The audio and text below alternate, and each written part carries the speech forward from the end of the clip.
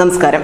ഒരു അക്കാദമിക് യോഗ്യതകളുമില്ലാത്ത ജ്യോതിഷികൾ മുതൽ ഇന്ത്യൻ രാഷ്ട്രീയത്തിന്റെ അടിയൊഴുക്കുകൾ കൈരേഖ പോലെ അറിയാവുന്ന വിദഗ്ധർ വരെ തെരഞ്ഞെടുപ്പുമായി ബന്ധപ്പെട്ട പ്രവചനങ്ങൾ നടത്താറുണ്ട്.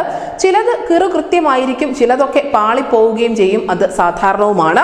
പക്ഷേ അടിസ്ഥാനമില്ലാത്ത പ്രവചനങ്ങളെക്കാൾ അധികം വിദഗ്ധരുടെ വാക്കിന് വില കൂടും. കാരണം അവർ വെറുതെ ഏതെങ്കിലും ഒരു സംഖ്യ, ഏതെങ്കിലും ഒരു മുന്നണിയെ സുഖിപ്പിക്കുന്നതിന് വേണ്ടി, സന്തോഷിപ്പിക്കുന്നതിന് വേണ്ടി വിളിച്ചു പറയുകയല്ല, മറിച്ച് കൃത്യമായ പഠനത്തിന് ശേഷമായിരിക്കും ഇത്തരത്തിലുള്ള പ്രവചനങ്ങൾ നടത്തുക.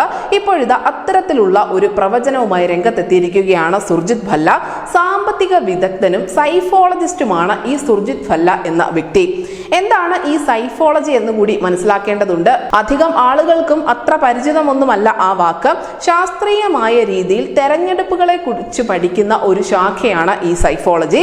ആ രംഗത്തെ അധികായന്മാരിൽ ഒരാളാണ് ഈ സുർജിത് ഭല്ല എന്ന് പറയുന്നത്. 4 പതിറ്റാണ്ടുകളായി ഇന്ത്യയിലെ തെരഞ്ഞെടുപ്പുകളെ ട്രാക്ക് ചെയ്യുന്ന വിദഗ്ധൻ കൂടിയാണ് അദ്ദേഹം. തെരഞ്ഞെടുപ്പിനോടനുബന്ധിച്ച് അല്ലെങ്കിൽ പോളിംഗ് ബൂത്തിലേക്ക് പോകുമ്പോൾ വോട്ടർമാരുടെ മാനസികാവസ്ഥ എന്തായിരിക്കും എന്നതിനെ കുറിച്ച് വിശദീകരിക്കുന്ന ഹൗ വി വോട്ട് എന്നുള്ള പുസ്തകം ചൂണ്ടിക്കാണിച്ചുകൊണ്ടായിരുന്നു അദ്ദേഹത്തിന്റെ വിലയിരുത്തലുകൾ വന്നിരിക്കുന്നത്. 2019 ഇദ്ദേഹത്തിന്റെ പ്രവചനങ്ങൾ ഒന്നും തന്നെ തെറ്റിയിരുന്നില്ല. ഇനി എന്താണ് സുർജിത് ഭല്ല പ്രവചിച്ചത് എന്നുകൂടി നോക്കാം. BJP ഇക്കുറി ഒറ്റയ്ക്ക് 350 സീറ്റുകളെങ്കിലും നേടുമെന്നും തമിഴ്നാട്ടിൽ 5 സീറ്റുകൾ വരെ നേടിക്കൊണ്ട് അക്കൗണ്ട് തുറക്കും എന്നുമാണ് ഭല്ലയുടെ പ്രവചനം. ബാലികേറ മലയായ തമിഴ്നാട്ടിൽ 5 സീറ്റുകൾ നേടും എങ്കിൽ പോലും കേരളത്തിൽ അദ്ദേഹം BJPക്ക് 1 സീറ്റ് പോലും പ്രവചിച്ചിട്ടില്ല എന്നതുകൂടി നമ്മൾ മനസ്സിലാക്കേണ്ടതുണ്ട്. പ്രതിപക്ഷമായ കോൺഗ്രസ് പാർട്ടി 44 സീറ്റുകളിലേക്ക് കൂപ്പുകുത്തുമെന്ന് കൂടി സുർജിത് ഭല്ല പറയുന്നു. 2019 തെരഞ്ഞെടുപ്പിൽ നേടിയതിനേക്കാൾ 2% കുറവാണ് ഈ 44 സീറ്റുകൾ എന്നുകൂടി നമ്മൾ മനസ്സിലാക്കുക. ഇനി കേരളത്തിൽ ഇദ്ദേഹം BJP അക്കൗണ്ട് തുറന്നേക്കില്ല എന്ന് പറയുന്നതിന്റെ കൃത്യമായ കാരണങ്ങൾ കൂടി വിശദീകരിക്കുന്നുണ്ട്. നമുക്കറിയാം, പല ആളുകൾക്കും കേരളത്തിൽ വലിയ പ്രതീക്ഷകളുണ്ട്, പ്രത്യേകിച്ചും BJPയുടെ പ്രവർത്തകർക്കൊക്കെ. അതുകൊണ്ട് തന്നെ ഇത്തരത്തിലുള്ള ഒരു വിലയിരുത്തൽ കേൾക്കുമ്പോൾ അവർക്ക് അതുമായി സമരസപ്പെടാൻ കുറച്ചൊക്കെ ബുദ്ധിമുട്ടുണ്ടാകും. പക്ഷേ സുർജിത് ഭല്ല നടത്തിയിരിക്കുന്ന പ്രവചനത്തിൽ ഇതിന്റെ കാര്യകാരണങ്ങൾ സഹിതം വിശദീകരിക്കുന്നുണ്ട്. അവസാന റൗണ്ടിലേക്ക് പോയപ്പോൾ BJPക്ക് ശക്തമായ തിരിച്ചടിയും അടിയൊഴുക്കും നേരിടേണ്ടി വന്നിട്ടുണ്ട് എന്നാണ് സുർജിത് ഭല്ല പറയുന്നത്. അതിന്റെ കാരണം എന്തെന്നാൽ 2 മുഖ്യമന്ത്രിമാർ നിലവിൽ രാജ്യത്ത് ജയിലിൽ കിടപ്പുണ്ട്. നമുക്കതറിയാം, ഹേമന്ത് സോറനും അരവിന്ദ് കെജ്രിവാളുമാണ്.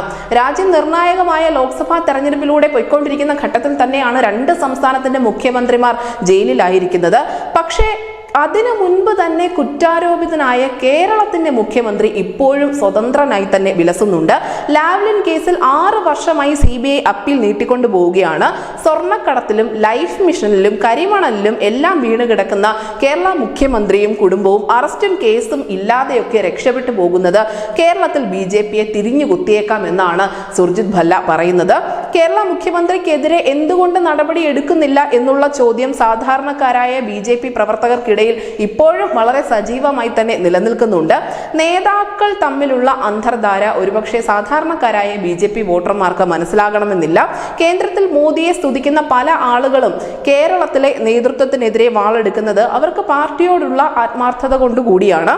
എന്തായാലും പ്രവചനങ്ങളൊക്കെയും പുതിയ വിവാദങ്ങൾക്ക് വഴി തുറന്നിട്ടുണ്ട്.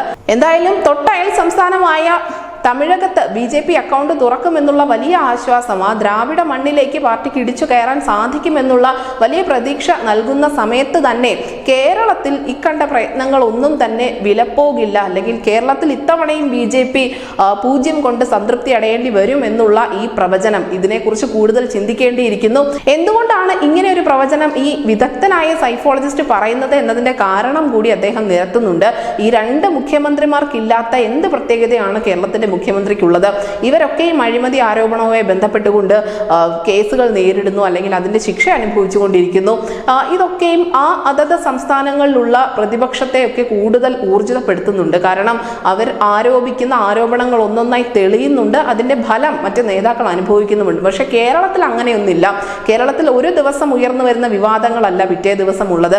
ഈ വിവാദങ്ങൾക്കൊക്കെയും ആയുസ് വളരെ കുറവാണ്. കുറച്ച് മാധ്യമങ്ങളും അല്ലെങ്കിൽ കുറച്ച് പാർട്ടി അനുഭാവികളും അല്ലാതെ ജനങ്ങളുടെ മനസ്സിൽ തങ്ങി നിൽക്കുന്നതൊന്നും തന്നെ ഇവിടെ നടന്നിട്ടില്ല എന്നുകൂടി നമ്മൾ മനസ്സിലാക്കേണ്ടതുണ്ട്. നിലവിൽ എന്തായാലും ഈ ഒരു പ്രവചനത്തിനെതിരെ BJPയുടെ തന്നെ അണികളൊക്കെയും രംഗത്ത് വന്നിട്ടുണ്ട്. പക്ഷേ ഇതിന്റെ കാരണങ്ങൾ ആഴത്തിൽ പഠിക്കുമ്പോൾ നമ്മൾക്ക് ഇതിലെ കാമ്പ് മനസ്സിലാക്കാൻ സാധിക്കും.